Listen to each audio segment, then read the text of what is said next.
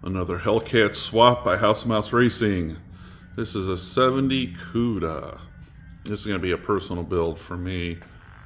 We're using a stock Hellcat with all stock components out of a 17 Challenger. Radiator, intercoolers. Also using a AlterKation suspension system with a custom Moser 9-inch Ford, so I can get the exhaust up over the axles. This will be running a GearStar 4L85 automatic transmission. If you see my cop car, that thing's got 20,000 miles on it. Beat the piss out of that car, so they hold up. This has custom everything on it. US car tool, frame stiffeners, everything on it. So we'll go over a little bit of the details so you can kind of see some of the stuff that's been done. Little tricks. First, we recess the firewall a little bit, give you a little bit more room because you have to run all your wiring on a Hellcat on the back side. There's also some components back there, makes it easier to get to. Also buy your extension harnesses for the O2 sensors, so it gives you enough room so you can plug them in. Running a rear sump, but you can also run center on an AlterKation. I'll show you some of the clearances here so you get a better idea of how much room there is. And that'll give you room for TTI headers, hooker. I think Holly makes them now too. A bunch of people have stuff. While we're on the passenger side, the bolts here are the alternator. As you can tell that I have them pretty close. The alternator fits nice. I kept it close. You can actually cut that frame back a little bit more. It's just the lip. As you can see, you need to have more room. Also, if you're running and you want to run the oil cooler, that is removing the stock oil filter system using a Mopar 45-degree angle like out of a Jeep, using a sandwich from Transdap or whoever you can find one from, and then that filter, you can see the part number on it, that will give you enough room to run your oil cooler lines out of it. Again, it's all AlterKation, no torsion bars, rack and pinion steering.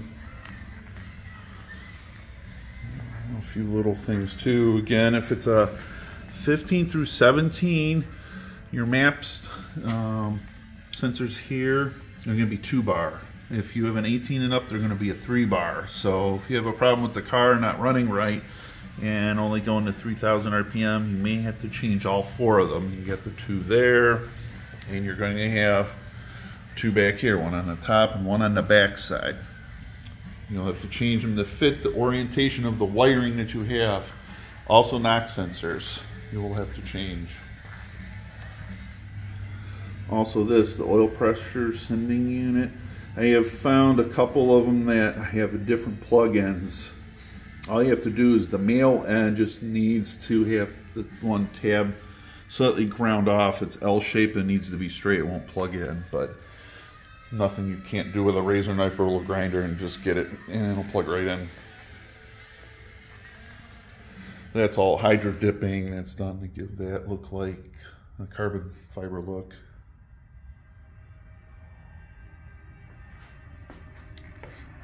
Rims on this, 18x9s in the front. So you can see how much clearance you have. That's all the way in. On the front side, and that gives you all the way on the back side. So you have plenty of room to run. I got 225, 235, 245 front. That is an electric master cylinder. I've used these before. They're better than all the routing to run like Hydro Boost. Just a stock little master cylinder. No booster, no hoses running all over the place. Neat setup, works really well. A little bit more of the US car tool stuff here. That's the console for it. That bracket's for the gas pedal. There's also a bracket on the other side for the vintage air. So I'll just hang on some studs. I'll give you another look of the US car tool from underneath, from the fenders. And then underneath. So there's frame stiffeners. And then all your frame that goes to the back. Makes pretty big difference. Fits really nice.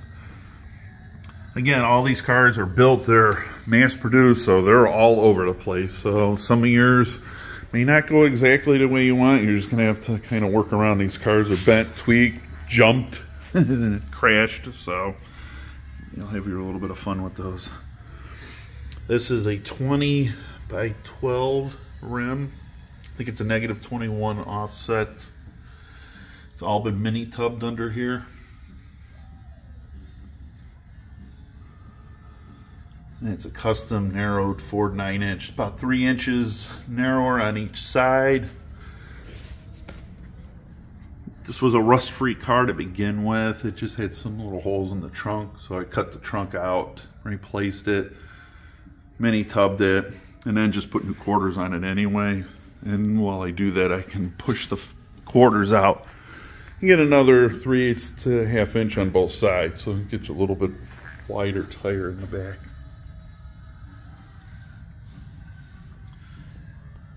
I do them this way for the mini tub because I can run my wiring up the wheel well and hide it so it looks nice.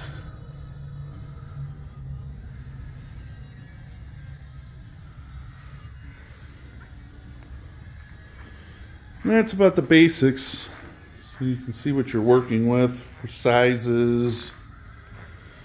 Again, this is running all stock components and nothing's going to be in the engine compartment. You're just going to see the steering column come through, a master cylinder with no booster, a little radiator, catch can overflow, and that is it. Everything else will be hidden.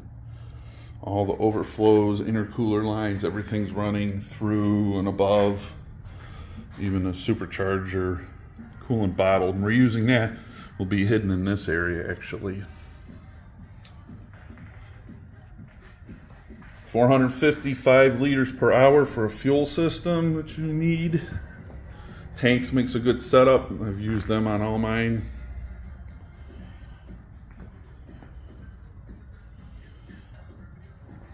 That's fine. If you have any questions, just call and leave a message and we'll explain, tell you how to do it.